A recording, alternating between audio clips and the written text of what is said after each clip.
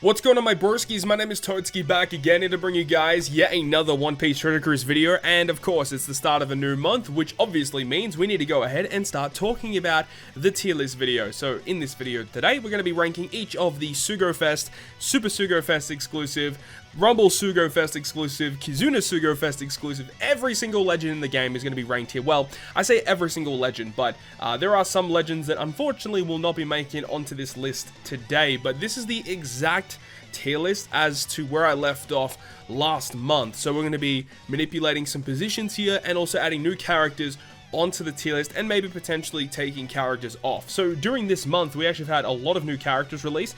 Obviously 2 new Super Evolutions with Sanji V2 and Mihawk V2. We had the Rumble exclusive Enel, and we've also had the versus Ace and Akainu. Now very similar to how we've dealt with Kaido versus Big Mom, I have split them up into 2 separate units because the characters are fundamentally different. They have, you know, differing effects. So I want to rank them separately because, I mean, specifically for Kaido versus Big Mom, their playstyles are so significantly different that I feel like separating them 2 characters makes a lot of sense. You know, despite the fact that you could probably, you know, combine them together and it probably is the best unit in the game, but you know, separately, I do think, you know, Roger is still a better unit to have. So before we get into ranking each of these Sugo Fest exclusives, I want to talk about my own personal criteria that I use for ranking these particular characters. First of all is the power of the unit, so how much damage can they actually deal, the speed of the unit, how fast are they clearing that content, how reliable are they at clearing that content, is it kind of hit or miss whether or not they actually get the win or not, because that obviously makes a big difference. Is there content out there that they actually cannot beat, because for some characters they won't be able to beat certain pieces of content. And also, how usable and versatile are they? Can they be put on teams where they're not even fully boosted to just be that good of a unit that they can be put on a lot of different teams? That definitely makes the character more valuable to own in your character box, okay? So those are all of the criteria that I take into account whilst ranking these characters in these tiers. But anyways, let's just talk about each of these characters. We'll start from tier 5, work our way up, and then we'll add the new units towards the end of this video today. So first of all, let's have a look at tier 5. Now we've got Arlong Crew. Now I actually did use Arlong Crew quite a lot during this month, and considering he's so powerful as a crewmate, obviously Captain effect is pretty bad, but works very well with the versus Ace and Akainu unit that just came out. And honestly, just because of that, I want to like automatically bump him up to tier 4. This unit is fantastic, has a great crewmate effect to resist special reverse with a special ability that gives you special reverse, fantastic abilities. He does damage, so you can have Akainu support to give you a full border matching slots if you're running, you know, some type of way to get those strength orbs is beneficial to your team. And you can run him in tandem with Odin as your crewmate, so you can have attack boost, orb boost, full border strength slots with Akainu support. Like that kind of combination works very well. But it's a really cool combo. This unit sees a lot of play as a crewmate anyways. As I said, captain ability is pretty bad. But that's basically the extent of where he kind of goes, right? Shirahoshi Manchiri, I mean, honestly, I'm not the biggest fan of the V1 Shirahoshi Manchiri, just because there's a lot of debuffs that happen recently that are like even just new debuffs that will be coming out that this character just doesn't remove. Like, it is annoying that this unit doesn't remove hunger with their like special ability, but it's going to be a constant theme moving forward. They just do not have the capabilities to remove new debuffs that will be inflicted, and that really sucks. Plus, I just feel like they don't provide that much to your team, just overall, and the fact that they fuse for 1 turn is like kind of whatever, but it doesn't really make that big of a difference anyway. I'm just not the biggest fan of V1 Shirahoshi Manchiri, but V2 I'm a huge fan of, and we'll talk about more about them later. CatDog still sucks. Tezora is really good still. Smoker, you would think, would have kind of moved up, but still, even though this unit is like so good for versus Akainu, I still don't really see a reason to put him up into a higher tier. I'm just not the biggest fan of this unit, and I know there's definitely Smoker fans out there. Look, I'm a huge Smoker fan as a character in One Piece, but as a legend in Treasure Cruise, he's a little underwhelming, and you have to kind of admit that. He's just not very good. I hope that he gets a 6+ in the future, kind of similar how Germa got a 6+, a lot easier, or a lot faster than what we kind of anticipated, but we'll have to wait and see about that one. Something else that I kind of noticed while looking at these characters here, like V1 Katakuri, like he definitely deserves to be in tier 4. Like, I don't know why he's in tier 3. I mean, like in tier 5, sorry. He could potentially go up to tier 3, honestly. Like, honestly, I think I want to put him in tier 3 because his captain ability is not bad. He's actually not a terrible unit at all, and you can use some really good, powerful units, especially some of these other units you'll see up in the higher levels. Like, this guy can hybrid up very well with them. The delay mechanics are pretty insane. His special ability is hit or miss, but still a pretty solid unit. I have no idea why I had him in tier tier 5. Like, it's just stupid. Capone I'm not a big fan of, but you do have to agree to the fact that he is a lot better now because of Versus Ace. Him plus Versus Ace is a fantastic mechanic because you have Capone, who is a 2-turn attack booster, you got Ace, who's a 2-turn orb booster, and a chain boundary effect. Great synergy with this Capone, and for that reason, I'm actually going to be putting him up into tier 4. I just think he's going to be a little bit more valuable. And honestly, Rayleigh, I've used him a little bit this month as well with the release of V2 Sanji 6+, and this Rayleigh is so good. I even made a showcase style video for V2 category clearing Garp challenges, and that unit was awesome for that team. And honestly, I do want to also put up Rayleigh into tier 4 as well. I think he's honestly like kind of underrated. You know, I say so many times how much I don't like this unit, but he's honestly really useful to have. You just never know when you're going to need this unit. Plus, you can have a support of V1 Shanks to change all your side characters' type slots into Psi Orbs to give them self-matching slots, which is one of the big problems with this Rayleigh, is because when you launch his special, you can't launch any other special during the turn you activate it. So having some type of other ability on the same turn where you can get matching slots is really valuable for a unit that already gives you an attack and an orb boosting effect. So Rayleigh, pretty underrated in my opinion. As for the rest of these units, no, they don't really need to move. But let's move on to tier 4 though. Whitebeard Marco is seeing less and less play as time goes on. Still very good for high difficulty content, so I don't really want to move him yet. Same with Barto Cavendish, really good for the Ace versus Akainu character that just came out. Big Mom is fine where she is. These characters are all fine. Rayleigh and Corazon, obviously not amazing captain abilities, but special abilities are godly. Supports, arguably the best supports in the game, right? Very good. Hawkins is fine where he is. This V2 Rayleigh is kind of bad. I actually want to move him down because his captain ability still isn't that great. I mean, it's only really good if you limit break expand it, but he's one of those captains that requires you to be at low HP, which isn't always amazing. Special ability is like just okay in today's day and age. It's fine. He is a Dex unit as well, which doesn't really help him out. But honestly, like Versus Ace is like just better in like almost every way compared to this unit. Like Versus Ace does everything that this guy does aside from like what the damage reduction. Versus Ace does orb manipulation, he does orb boost, he does chain boundary. Like in almost every way, like Versus Ace is just a better unit than this Rayleigh. But either way, let's move on. Blackbeard is like, I'm not a big fan of this Blackbeard, but obviously he can be used in content. Kuzan kind of sucks because he's got a really good special though. Komurasaki's still solid. Marco is, I'm gonna move Marco down. He's not that great. Cracker sees less and less play as time goes on. He's still kind of useful for like versus Akainu, for example, but he provides color affinity boost, but I think that's all he does, right? Because, you know, your captain has to be like one of the 4 primary classes, fighter, slasher, shooter, striker, and then they have to have the secondary classes of powerhouse driven, shooter, free spirit. No, sorry, powerhouse driven, cerebral free spirit, should I say, and versus Akainu only has the latter half of that, so that doesn't help out too much. Garp is still really solid, not an amazing captain effect, but great special, great support. The admirals are fine, these are fine. Like all these characters are like pretty good specials, but you know, captain ability wise, they're just a little bit outdated. So tier 4 characters are fine. Tier 3, Sanji Judge, I think he's still great, works very well with Ace versus Akainu, of course. You've got the Luffy Zoro, who is a great unit for the Luffy, for the versus Ace character is what I'm trying to say. Super type Sabo is still kind of fine. You can build really interesting strength teams with him, works very well with Bullet, of course. Sweet Commanders are great. I used them a lot actually this month, and I kind of want to bump them up. They're ridiculously good. They have a very underrated support too. They've got a great special ability. Like I ran a team with like versus Akainu because this character is actually a powerhouse unit, so you can run him on the versus Akainu team.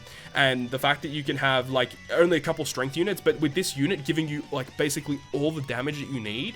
You can only have like this unit as your only dedicated strength unit, and your team is going to do absurd amounts of damage just because they give you attack boost, color affinity, Ace, should I say, Akainu gives you orb boost, chain lock as well. Like just the combination together is really good for versing like Dex content if you're running versus Akainu, who is not very good against Dex because he is a quick unit, of course. So I think this unit's very good. He's fine. Like the rest of these units are okay. I used him a little bit during the month, and he was kind of nice to have, but like not a god tier unit, I would say. When he gets his limit break expansion though, his captain effect is amazing and probably will get bumped up. Chopper's fine. This guy's pretty good too. He works very well with versus versus Akainu as well. This guy's okay. Ace is good, great support of course. Shanks is a little underwhelming. I wish he was a little bit better, but he's just kind of not. And then tier 3, we've got the Katakuri here as well. So let's move on to tier 2. You know, Luffy Law is a little bit of an undesirable legend these days, but you can't deny that even as a crewmate, just getting the ability to give all characters a 2.5 orb boost and they give themselves an attack boost. You can have support Sengoku to give them full border matching slots and a chain boost, should I say, as well. Plus, they're a Luffy and a Law character. Both of those characters have like phenomenal support units. Just in general, so like just for those reasons alone, I don't think he deserves to go down. Tier 2 is a pretty perfect position for him. Sabo Koala is still really solid. Mihawk Perona are great, very good for versus Akainu as well. This character is very, very good for versus Ace because of the ability of giving attack boost, and you get the switch ability for color affinity. They get around those really nasty, negative, beneficial orb enable buffs, so really, really good to have them for that.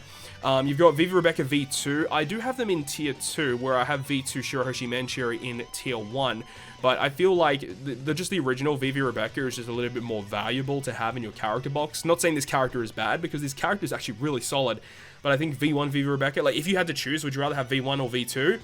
I think majority of people would probably choose V1 just because of their amazing utility, and I feel like that's just the better way to go. But this unit is still very, very good though for striker and cerebral characters. We've got Snake Man V1, who's still very good. You got Bullet, who has some great combinations. Plus, he's the only unit in the game that has flat-out rainbow damage all the time, so that's just really nice to have. It would have been nice if the rainbow damage was usable as a sub as well. That would have been kind of ridiculous. This guy's still super good, but it's unfortunate that like sometimes you won't be able to get his conditional boost off. Plus, if you're using him as a captain, well, yeah, he gives you a lot of beneficial slots. It's not guaranteed to give you beneficial slots, which kind of sucks. Zora's still fine, but of course, Dex is like the worst color in the game. You don't have to run Dex with him, but of course, his special is a Dex orb boost, so you're a bit restricted, and you kind of have to bring like some Dex units, give or take. But, you know, it's just that his color's kind of bad. Whenever we get the last tap Law character, he basically just outright replaces this Zora as the best Dex captain in the game. And I mean, and probably Queen, when Queen comes out, he's probably the best Dex captain in the game at that point too. Such a great special. Then we've got Stampede Luffy, amazing utility captain effect, and that's partly the reason why he's here. And also, you know, you can't go past Zora's utility captain effect as well. Germa's so freaking good. Used him a lot this month with the release of Enel, and honestly, I kind of want to move him up a tier just because of how good this character is. Like, this guy, I can't believe how underrated, and like, no one really talks about this guy that much. Obviously, with the Super Evolution that just arrived on Japan, people are using this guy a lot, but like, this unit is insane when you really think about it. Just the ability to get super effective damage when you use their special. It's just nuts, dude. This unit is very strong. And you got the two in super types, Blackbeard and Katakuri. I don't think I really want to move them at the moment. These two are really good in Kizuna. Well, specifically Katakuri. Katakuri is phenomenal in Kizuna Clash. If you have to verse a Psy boss, Katakuri is typically the go-to character just because you can get guaranteed conditional boost against the enemy. So long as there isn't too many debuffs to get around and you have the characters to get around those debuffs, Katakuri is the man, dude. Just getting the guaranteed conditional boost with one unit. Plus, he provides the attack boost as well, which isn't like that important because it's only a 2x attack boost, but still very, very nice to have.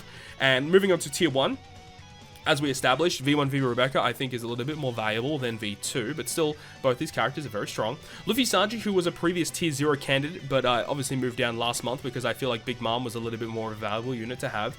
V2 Shirahoshi Manchiri, great utility, orb manipulation, chain boost. This unit's just the nuts. Striker, cerebral, supporting captain, but of course, their special is essentially Rainbow. This unit is amazing. I'm so glad to have him. Plus, they have Hunger, and Hunger is a really, really valuable asset for a lot of teams these days. We've got Sanji Pudding, who's still pretty solid. I'm not the biggest fan of this unit. I don't have this unit personally. This is the only legend that I don't own currently. So I would like to get them eventually and potentially play around with them and see what they're kind of up to. But just on paper, they're super ultra defensive, and I'm not really a big fan of running ultra defensive captains, depending on the content, of course. So I guess if you're a big fan of Sanji Pudding, like some people are out there, then obviously go for your life, but not a big fan of them. But they're still good. Right? They're still got some amazing effects and really good for high difficulty content. Great as crewmates as well. Odin, obviously you can't really go past Odin. He's a phenomenal unit, Super Sugo Fest exclusive, Orb Booster, Strength Slash, a Free Spirit. He doesn't have that many good support units, which is kind of like one of the big things that kind of drags him down. Captain ability is a little lackluster as well because he only gives the strength units the huge boost if they've got the Wano slots, and sometimes getting those Wano slots may be a little bit tricky. You kind of have to utilize some other effects in order to ensure that you get those Wano slots, but the fact that he is a character that can utilize Wano slots as a sub, give Orb Boost to 3 types of units in the game, plus provide those Wano slots, that alone makes this character already just immensely useful and just allows your team to just do more damage than what they would typically do. V1 Kaido still sees heaps of play. He's still great, you know, even normal attacks only and, you know, for high difficulty content and Kizunas and stuff, you're not really going to be using this Kaido, but like everything outside of that, like it's fair game. Kaido just absolutely obliterates content, which is so satisfying to use. Sober Mask, I think, is still one of the best subs in the game, especially for 10-star difficulty GARP challenges, just providing multiple turns of attack boost, full border matching slots. Of course, the Fear debuff is one of his big downsides, because the Fear debuff removes his ability to make those tandem slots matching, unless if you have a captain ability or a ship ability to make those slots beneficial for your team. Outside of that, yeah, that can be a little bit troublesome. Plus, his captain effect is pretty bad, because he essentially has no tankiness, so that's a big problem.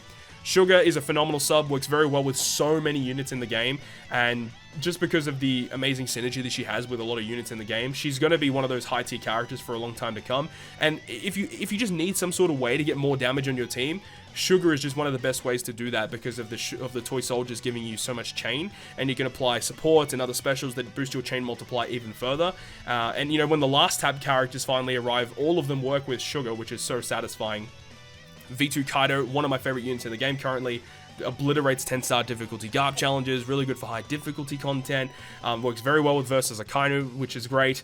There's not really much else I really need to say about him. I think the characters in tier 0 are like, you know, the best of the best, but like this guy's really close to tier 0, I'm not even kidding. We've also got the super type Boa, who I think is still really good.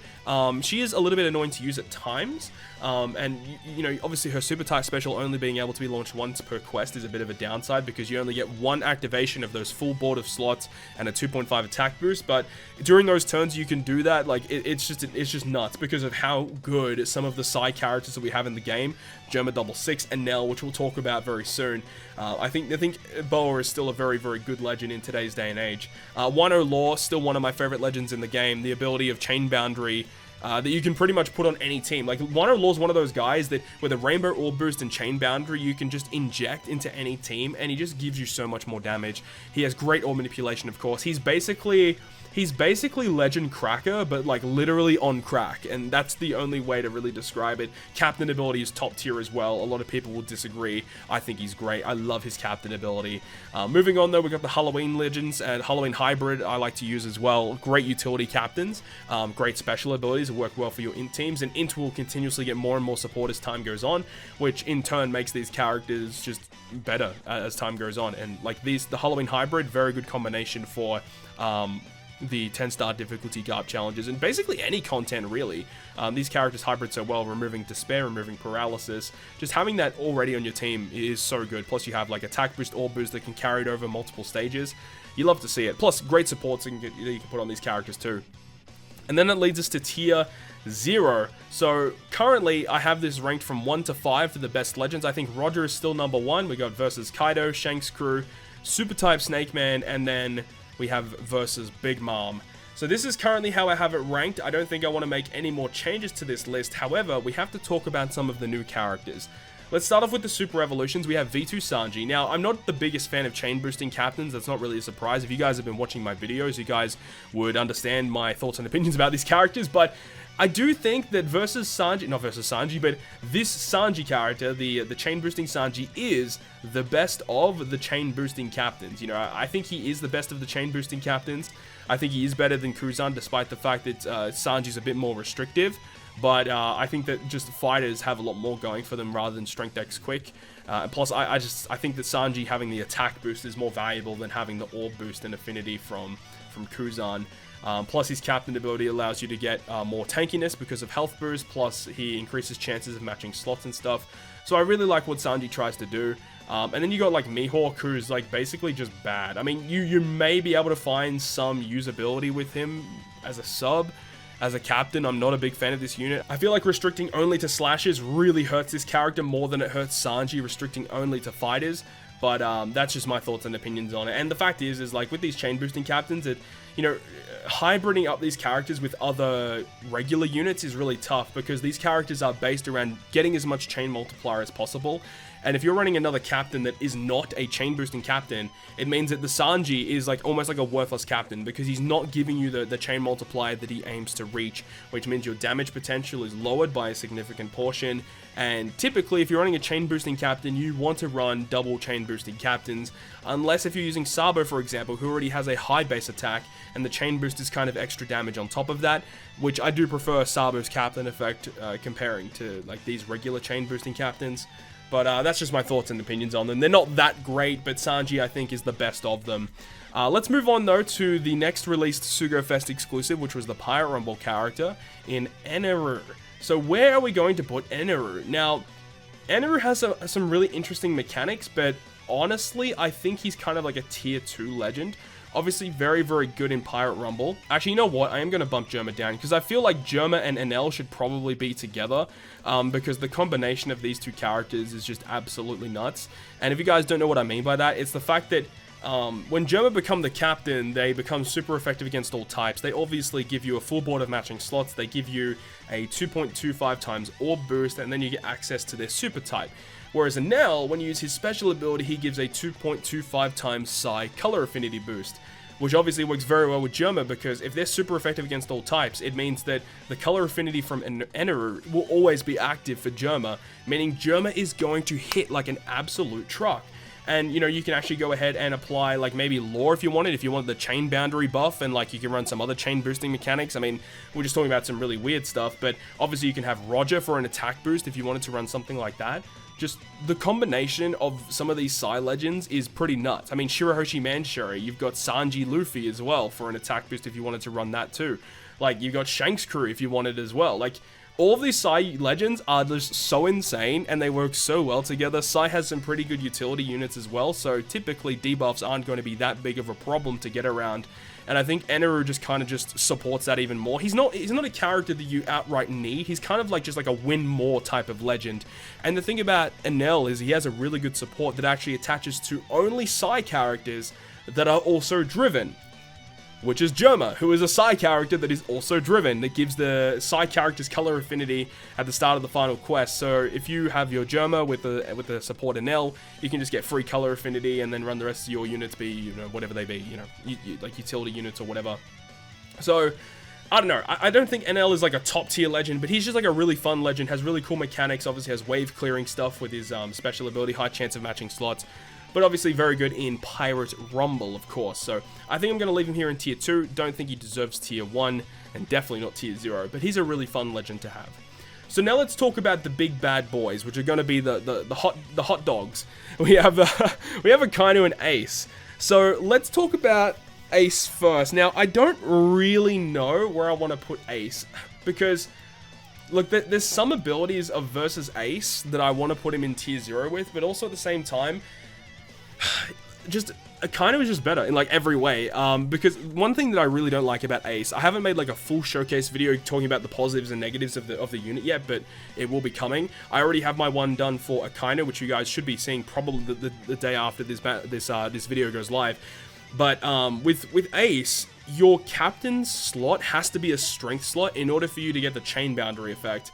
That is such a huge drawback, because it means that he has to be your captain and then use the versus effect, or if you're running some other random captain, you have to somehow find a way to give that unit a strength slot, which is not the easiest thing to do, especially because Akainu support cannot be put on your team unless if like you have this guy's as your friend captain and then have Akainu support on your team, or some other way to generate a strength slot on your captain. Like, that's just like, it just makes team building a little bit funky and a little bit unconventional when you're trying to just clear content. Just that really, really annoying effect that he has in his special is what I don't like. In Pirate Rumble, he's not, like, he's fine in Pirate Rumble, but of course the strength team in Pirate Rumble is nowhere near as good as the quick team. We can all understand that. Captain ability, though, is still great. You know, 5x boost flat to Free Spirit and Shooter. Shooter, not so good. Free Spirit, though, are very, very good. Obviously, works very well with Roger. Plus, with Roger's super type, he needs an ace character, or an ace character can help proc his super type. So that is something that you can potentially do. But with all of these things combined, I don't think I'm going to put him into tier 0. I do still think that these other 5 characters are probably a little bit more desirable units compared to Ace. A lot of people may disagree, but hey, that's just my opinion. Versus effect is still very good though, giving you the self-proccing 2 times conditional boost, but of course if the enemy has an immunity buff, a little bit hard to get around that. Unless of course you have another way to do that, which, you know, Versus Akainu kind of has a way to do that. But speaking of the devil himself, we have Versus Akainu. So for Versus Akainu, I don't really think that it's any surprise to anyone that I do think that he is a tier 0 worthy character, but it's a matter of where do I personally rank him. Now, this may be a little bit controversial, But I still personally think that Roger is a better character. Now, people are going to say, oh, what are you talking about? You've been saying how good this character is. He's the best character in the game. At the moment, I think Roger is a better character. Now, I'm not saying in like 2 months' time, you know, that Akainu is not going to be the best character, because he might. Or he might not. We'll have to wait and see what releases, of course. But at the moment, I do still personally think that Roger is the best unit in the game, just because Rainbow, 3x attack boost, full border matching slots, super type that's relatively easy to fulfill, works well with so many characters in the game. I mean, we've already touched up on like the side team, Odin versus Ace, like there's so many good characters that this unit can work with, and this unit just already removes Despair, which just gives you added utility. This unit is just nuts. However, Ace versus Akainu, or specifically Akainu, does give you a lot of good things. Flat 5x boost to Driven and Powerhouse. Powerhouse was already really good. Driven needed the support, and they're going to be getting more and more support as time goes on, so that's great. This unit is going to be better and better as time goes on. Obviously, the inbuilt ability to just inflict the enemies with the ignition status is nuts, which allows you to get that conditional boost that Ace doesn't provide.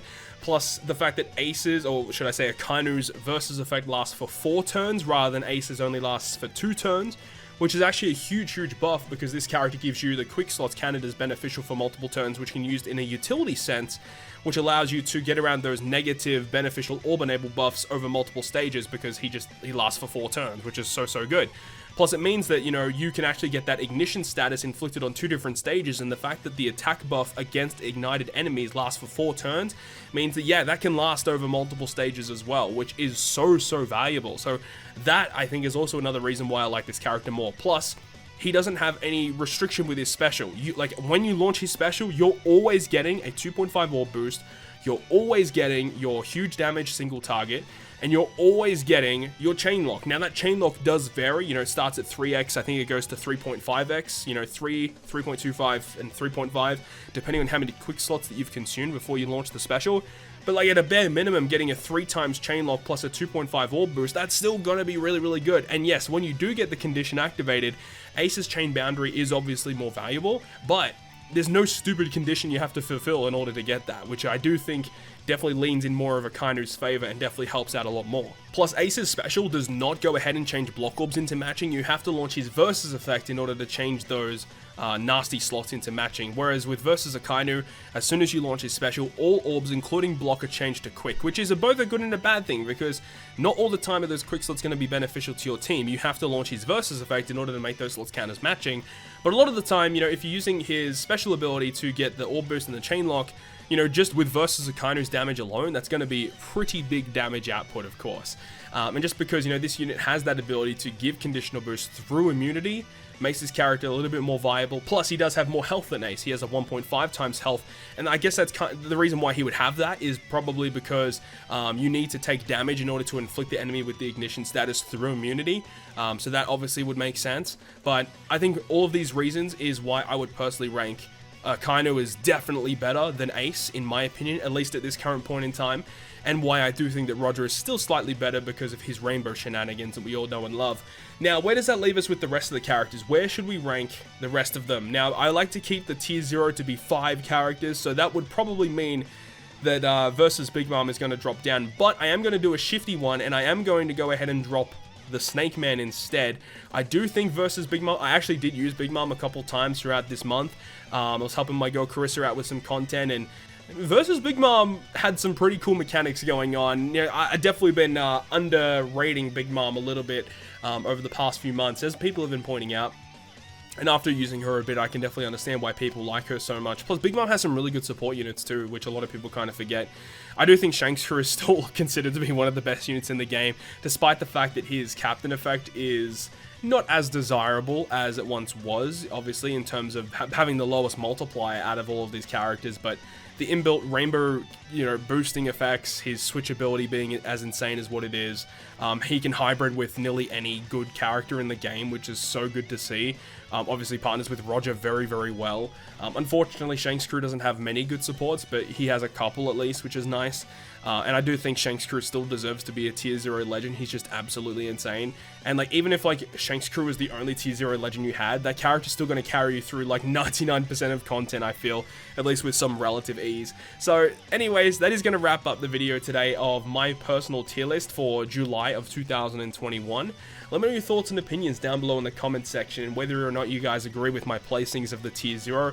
I think these are the best 3 units in the game currently, and I do think Roger is still number 1, at least at this point in time anyway. So I really hope you guys enjoyed this one, and if you guys did, make sure to go ahead and leave a like, and if you want to stay up to date with all the content that I post on my channel, including more One Piece Treasure Cruise content, then make sure to hit the subscribe button down below. But on that, guys, I'll see you guys within the next video.